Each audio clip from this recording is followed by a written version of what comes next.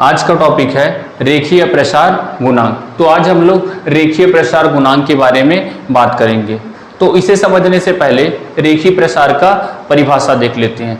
जब किसी वस्तु को गर्म किया जाता है तो उसकी लंबाई में जो वृद्धि होती है उसे क्या कहा जाता है? रेखीय प्रसार कहा जाता है। जब किसी वस्तु को गर्म करने पर उसकी लंबाई में जो वृद्धि होगा उसे कहते हैं रेखीय प्रसार। और अभी हम लोग अब बात करने वाले हैं रेखीय प्रसार गुणांक के बारे में। तो इसे समझने के लिए किसी पदार्थ का एक छड़ लेते हैं।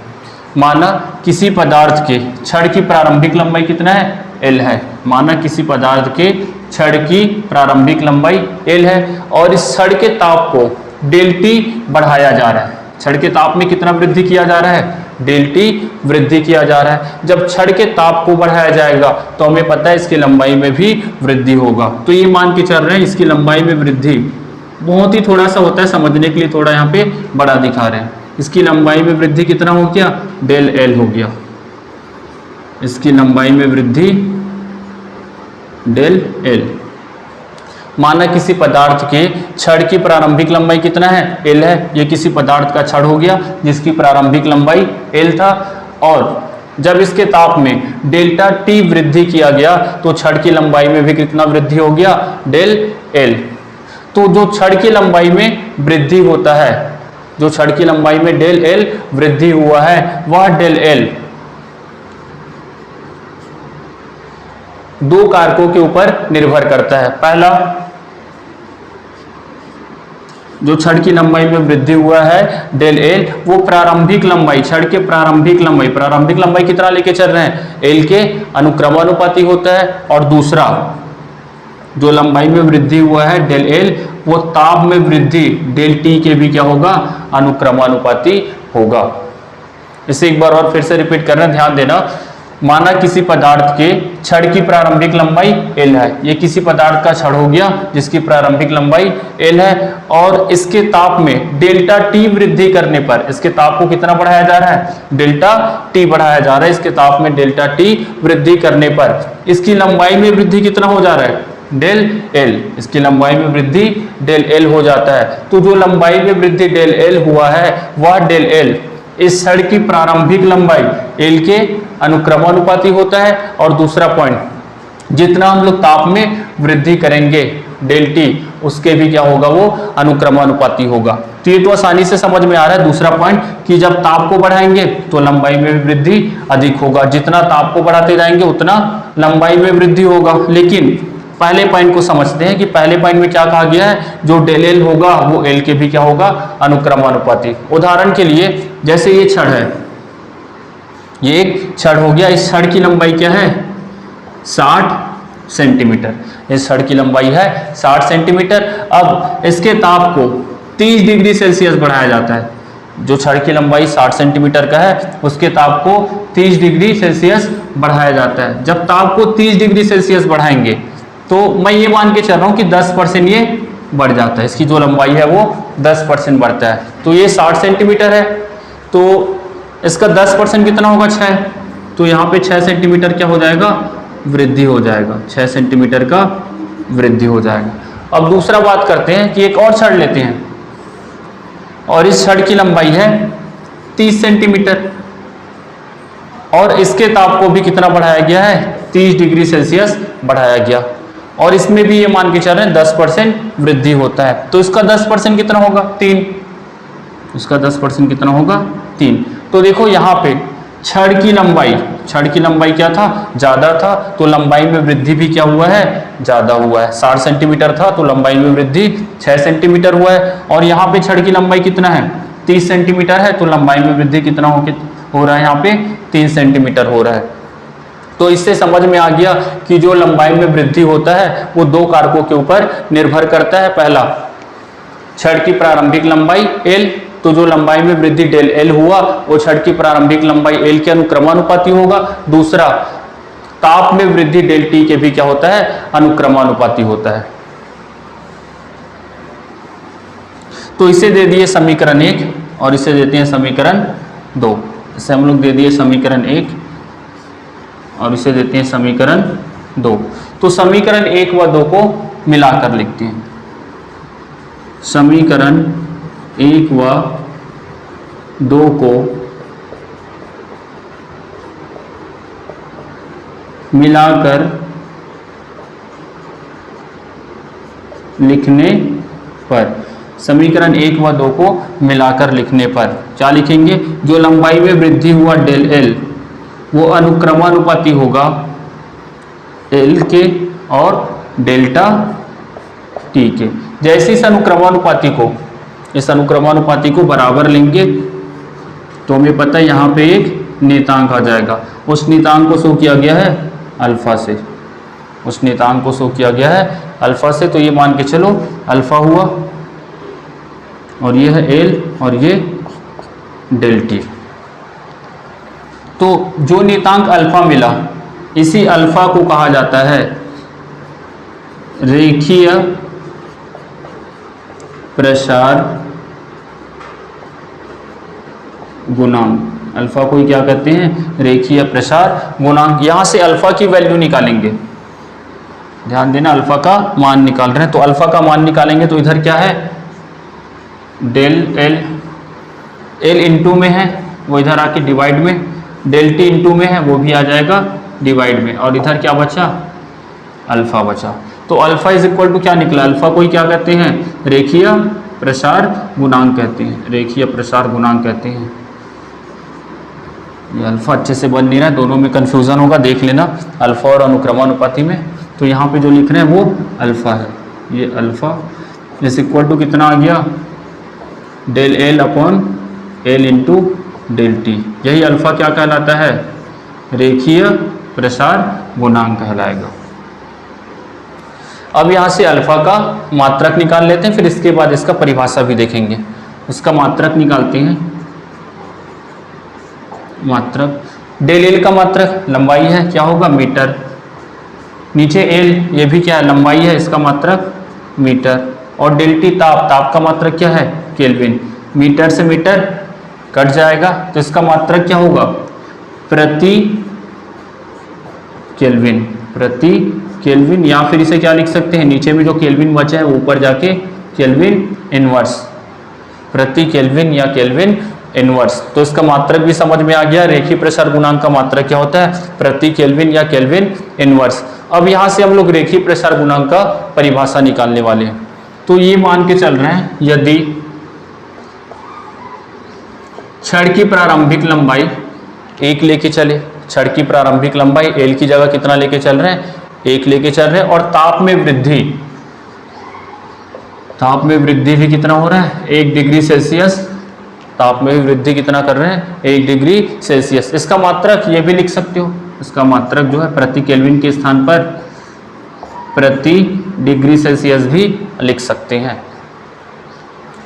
तो यहाँ पे जो छड़ की प्रारंभिक लंबाई है उसे 1 लेके चल रहे हैं और ताप में वृद्धि कितना है? 1 डिग्री सेल्सियस। तो ये जो समीकरण है जिसको मैं 300 कर रहा हूँ, तो समीकरण 3 में इस मान को रख देते हैं। तो अल्फा इज इक्वल टू कितना हो जाएगा? अल्फा इज इक्वल टू ये ऊपर में बचा डेल एल, एल की जगह भी 1 रखने वाले हैं, डेल टी की जगह भी 1 रखने वाले हैं। तो अल्फा इज इक्वल टू आ जाएगा डेल एल, अल्फा की वैल्यू आ गया डेल एल के बराबर। तो यहाँ से रेखीय प्रसार गुणांक अल्फा का परिभाषा निकल जाएगा।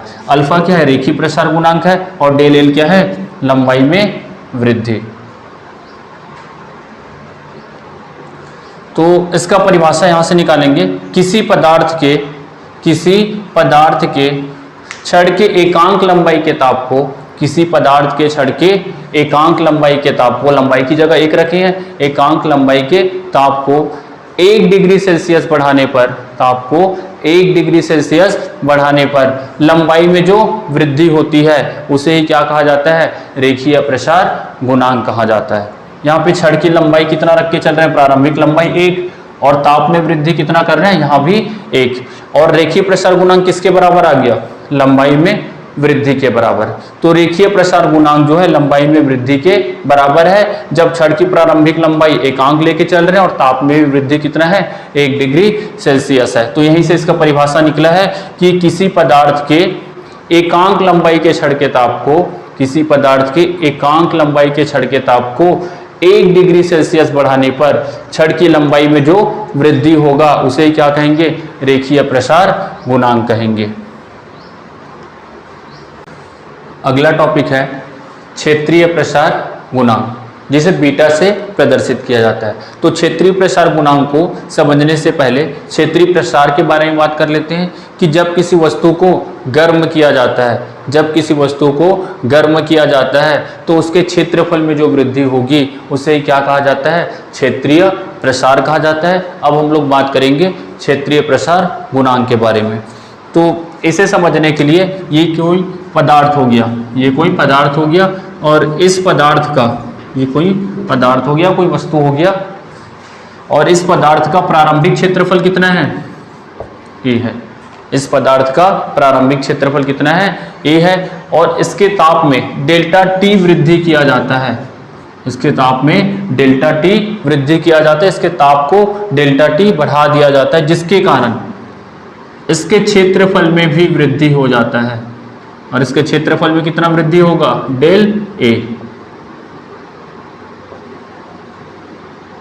उसके क्षेत्रफल में वृद्धि हो गया डेल ए। माना किसी पदार्थ का, ये एक पदार्थ था जिसका प्रारंभिक क्षेत्रफल कितना था? ए। इसके ताप को डेल्टा टी बढ़ाया गया, जिसके कारण इसका क्षेत्रफल थोड़ा सा बढ़ गया, क्षेत्रफल बढ़कर कितना हो गया? डेल ए हो गया। तो जो क्षेत्रफल में वृद्धि डेल ए है, जो क्षेत्रफल में वृद्धि डेल ए हुआ है, वो डेल ए दो बातों पर निर्भर करेगा। पहला, क्षेत्रफल में वृद्धि डेल ए, प्रारंभिक क्षेत्रफल, प्रारंभिक क्षेत्रफल क्या है? ए के अनुक्रमानुपाती होगा। दूसरा, क्षेत्रफल में जो वृद्धि हुआ है वह ताप में वृद्धि के भी क्या होगा? अनुक्रमानुपाती होगा। जो क्षेत्रफल में वृद्धि होता है वो प्रारंभिक क्षेत्रफल के ऊपर निर्भर करता है। जैसे इसके पहले वाले टॉपिक में हम लोग डिस्कस किए थे कि जो लंबाई में वृद्धि है वो लंबाई के ऊपर कैसे निर्भर करता है। तो एक बार और रिपीट कर देते हैं। जैसे ये कोई पदार्थ है और इस पदार्थ का क्षेत्रफल 50 वर्ग सेंटीमीटर है, इस पदार्थ का क्षेत्रफल 50 वर्ग सेंटीमीटर है। इसके ताप को बढ़ा दिया जाता है, इसके ताप को बढ़ाने पर ये मान के चल रहे हैं कि इसका कुछ परसेंटेज बढ़ जाता है। तो फिर से मैं 10% लेके चल रहा हूँ, इसका 10% बढ़ जाता है। तो इसका जो एरिया है, प्रारंभिक क्षेत्रफल कितना है? 50 वर्ग सेंटीमीटर है, और ताप को बढ़ाने से इसका 10% बढ़ेगा, तो इसका क्षेत्रफल कितना हो जाएगा? 5 बढ़ेगा। 50 का 10% मतलब 5। तो इसका जो क्षेत्रफल है उसमें कितना वृद्धि हुआ? डेल ए का मान कितना आ गया? 5। अब दूसरा, कोई दूसरा एक पदार्थ ले लिए। अब इसके बाद हम लोग एक दूसरा पदार्थ ले लिए जिसका क्षेत्रफल है 100 वर्ग सेंटीमीटर। इसका क्षेत्रफल कितना है? 100 वर्ग सेंटीमीटर। इसके भी ताप को उतना ही बढ़ाया जा रहा है जितना इस पहले वस्तु के ताप को बढ़ाए थे। फिर से 10% बढ़ेगा, तो 100 का 10% मतलब 10 आएगा। तो यहाँ से चेक कर लो, ये वस्तु का क्षेत्रफल कम था तो क्षेत्रफल में वृद्धि भी कम हुआ है।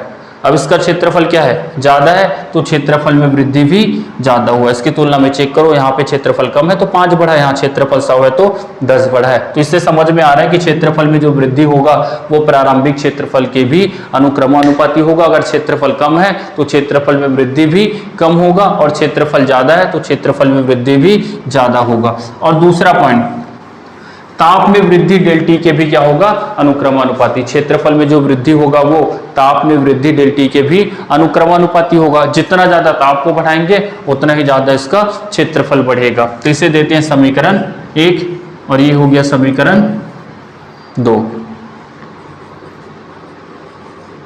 समीकरण 1 व 2 को मिलाकर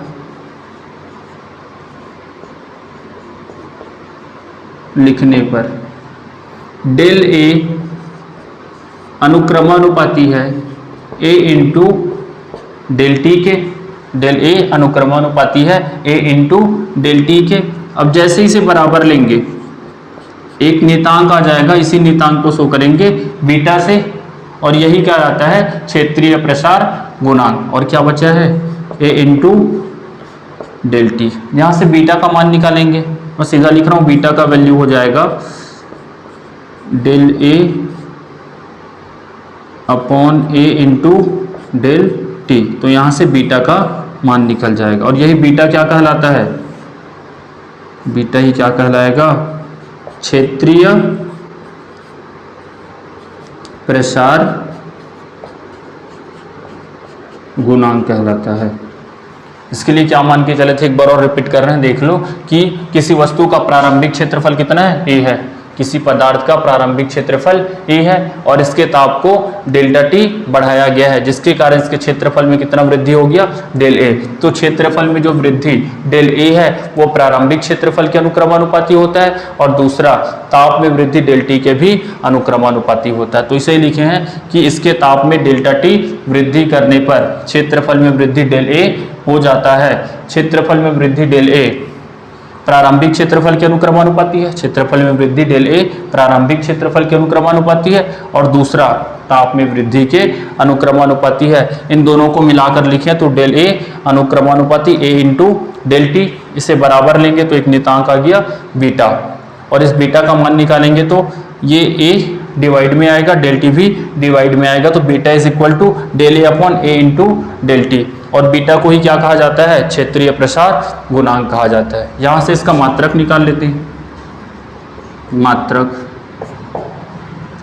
क्षेत्रफल में वृद्धि का मात्रक मीटर स्क्वायर, क्षेत्रफल का मात्रक मीटर स्क्वायर, ताप में वृद्धि का मात्रक केल्विन, मीटर स्क्वायर कट गया तो ये प्रति केल्विन या प्रति केल्विन के स्थान पर इसका मात्रक लिख सकते हैं प्रति डिग्री सेल्सियस। तो इसका मात्रक होता है प्रति केल्विन या प्रति डिग्री सेल्सियस, या चाहो तो इसे केल्विन इनवर्स भी लिख सकते हो, इसका जो मात्रक है उसे केल्विन इनवर्स भी लिख सकते हो या फिर प्रति केल्विन ही रहने दो। तो मात्रक भी समझ में आ गया होगा। अब यहां से क्षेत्रीय प्रसार गुणांक का परिभाषा निकालेंगे। तो ये मान के चल रहे हैं यदि प्रारंभिक क्षेत्रफल इज इक्वल टू एक, प्रारंभिक क्षेत्रफल को एकांक लेके चल रहे हैं और ताप में वृद्धि भी 1 डिग्री सेल्सियस कर रहे हैं, तो यहां पे वैल्यू रख देते हैं। तो beta is equal to del A upon A की जगह कितना रखेंगे 1 और डेल टी की जगह भी 1, तो बीटा किसके बराबर आ गया, डेल ए। बीटा कहने का मतलब क्या है, क्षेत्रीय प्रसार गुणांक, और क्षेत्रीय प्रसार गुणांक किसके बराबर है, क्षेत्रफल में वृद्धि के बराबर, जब उसका प्रारंभिक क्षेत्रफल कितना हो, एकांक हो, 1 हो और ताप में वृद्धि भी क्या हो, एकांक हो। तो यहां से इसका परिभाषा निकालते हैं, किसी पदार्थ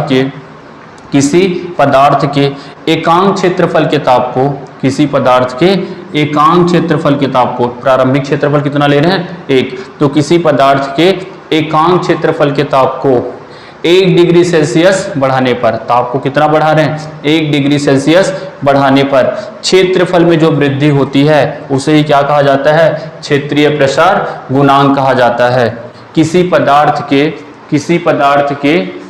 एकांक क्षेत्रफल के ताप को, किसी पदार्थ के एकांक क्षेत्रफल के ताप को 1 डिग्री सेल्सियस बढ़ाने पर, एकांक क्षेत्रफल के ताप को 1 डिग्री सेल्सियस बढ़ाने पर क्षेत्रफल में जो वृद्धि होगी, डेले कहने का मतलब है क्षेत्रफल में जो वृद्धि होगी उसे क्या कहा जाता है, क्षेत्रीय प्रसार गुणांक कहा जाता है। तो ये बीटा का भी फॉर्मूला याद रख लेना, बीटा इज इक्वल टू क्या होता है, del A upon A into del T और इसका मात्रक होता है प्रति केल्विन या प्रति डिग्री सेल्सियस। अगला टॉपिक है आयतन प्रसार गुणांक। तो आयतन प्रसार गुणांक को गामा से प्रदर्शित किया जाता है। इसे समझने से पहले एक बार आयतन प्रसार को देख लेते हैं। तो जब किसी पदार्थ को गर्म किया जाता है, तो उसके आयतन में जो वृद्धि होती है उसे ही क्या कहा जाता है, आयतन प्रसार कहा जाता है। तो अब हम लोग बात करेंगे आयतन प्रसार गुणांक के बारे में। तो इसके लिए सबसे पहले ये मान के चल रहे हैं कि ये कोई पदार्थ हो गया और इस पदार्थ का प्रारंभिक आयतन कितना है, v है। ये कोई पदार्थ हो गया, किसी पदार्थ का प्रारंभिक आयतन कितना लेके चल रहे हैं, v लेके चल रहे हैं। और जब इस पदार्थ के ताप को डेल्टा टी बढ़ाया जाता है, इस पदार्थ के ताप में कितना वृद्धि किया जाता है, डेल्टा टी वृद्धि किया जाता है, तो इसका आयतन भी क्या होगा, थोड़ा थोड़ा बढ़ जाएगा। इधर सब तरफ क्या होगा, थोड़ा थोड़ा बढ़ जाएगा, जिससे इसके आयतन में वृद्धि कितना हो जाएगा, इसके आयतन में वृद्धि, इसके आयतन भी क्या होगा, थोड़ा थोड़ा बढ़ जाएगा, और इसका आयतन को ये मान के चल रहे हैं डेल वी बढ़ गया, इसका आयतन में वृद्धि कितना हो गया, डेल वी। तो माना किसी पदार्थ का प्रारंभिक आयतन कितना था, v था, और इसके ताप में वृद्धि डेल टी किया गया, जिससे आयतन बढ़ करके v प्लस डेल वी हो जाएगा। आयतन में वृद्धि कितना हो गया, डेल वी हो गया। तो जो आयतन में वृद्धि डेल वी हुआ है वह दो कारकों पर निर्भर करेगा। पहला, आयतन में वृद्धि डेल वी अनुक्रमानुपाती होगा प्रारंभिक आयतन v के। दूसरा, आयतन में वृद्धि डेल वी अनुक्रमानुपाती होगा ताप में वृद्धि डेल टी के। तो इसे एक बार फिर से रिपीट कर रहे हैं कि माना किसी पदार्थ का प्रारंभिक आयतन v है, ये कोई पदार्थ हो गया जिसका प्रारंभिक आयतन v है, इसके ताप में डेल्टा टी वृद्धि करने पर आयतन में वृद्धि कितना होता है, डेल वी हो जाता है। तो आयतन में जो वृद्धि डेल वी है वह प्रारंभिक आयतन v के अनुक्रमानुपाती होगा, और दूसरा ताप में वृद्धि डेल टी के अनुक्रमानुपाती होगा। तो इसे दे दिए समीकरण 1 और ये हो गया समीकरण 2। समीकरण 1 व 2 से, समीकरण 1 व 2 से क्या लिखेंगे, डेल वी अनुक्रमानुपाती होगा v इंटू डेल टी के, और जैसे ही इसे बराबर लेंगे del V is equal to, तो क्या करेंगे, जैसे ही बराबर लेंगे तो एक नियतांक लेना पड़ेगा गामा। इसी गामा को क्या कहा जाता है, आयतन प्रसार गुणांक, और पहले से यहाँ है v इंटू डेल टी। तो यहाँ से गामा का मान निकाला जा सकता है। गामा का मान होगा, इधर क्या है डेल वी, v इंटू में है वो डिवाइड में आएगा, डेल टी भी डिवाइड में आएगा। तो ये गामा का फार्मूला निकल गया। और गामा को क्या कहेंगे, जहां गामा ही क्या कहलाएगा, आयतन प्रसार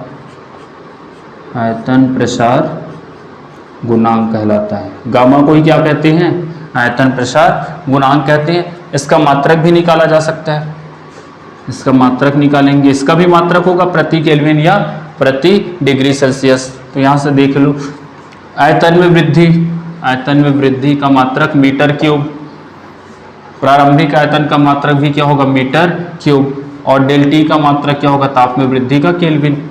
ये कट जाएगा तो कितना आया, प्रति केल्विन, या फिर क्या लिख सकते हैं, प्रति डिग्री सेल्सियस। इसका मात्रक हो गया प्रति केल्विन या प्रति डिग्री सेल्सियस। अब यहाँ से यदि प्रारंभिक आयतन को 1 लेके चले, प्रारंभिक आयतन v की जगह 1 लेके चले, और ताप में वृद्धि भी 1 डिग्री सेल्सियस का करें।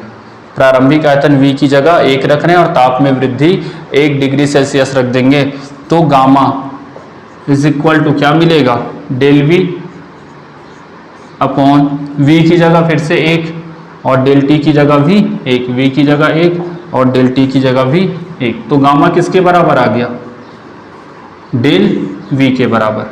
तो यहाँ से गामा अर्थात आयतन प्रसार गुणांक का परिभाषा निकाला जा सकता है कि किसी पदार्थ के एकांक आयतन के ताप को, किसी पदार्थ के प्रारंभिक आयतन को 1 रख रहे हैं ना, तो एकांक आयतन के ताप को 1 डिग्री सेल्सियस बढ़ाने पर आयतन में होने वाली वृद्धि या फिर आयतन में जितना वृद्धि होता है उसे क्या कहा जाता है, आयतन प्रसार गुणांक कहते हैं। प्रारंभिक आयतन 1 रख रहे हैं और ताप में वृद्धि भी 1 डिग्री सेल्सियस, और ये डेल वी क्या है, आयतन में वृद्धि, और आयतन में वृद्धि किसके बराबर है, गामा के बराबर है, और गामा को क्या कहते हैं, आयतन प्रसार गुणांक कहा जाता है। तो यहाँ से गामा अर्थात आयतन प्रसार गुणांक का परिभाषा निकाला जा सकता है कि किसी पदार्थ के एकांक आयतन के ताप को 1 डिग्री सेल्सियस बढ़ाने पर आयतन में जो वृद्धि होती है उसे क्या कहा जाता है, आयतन प्रसार गुणांक कहा जाता है।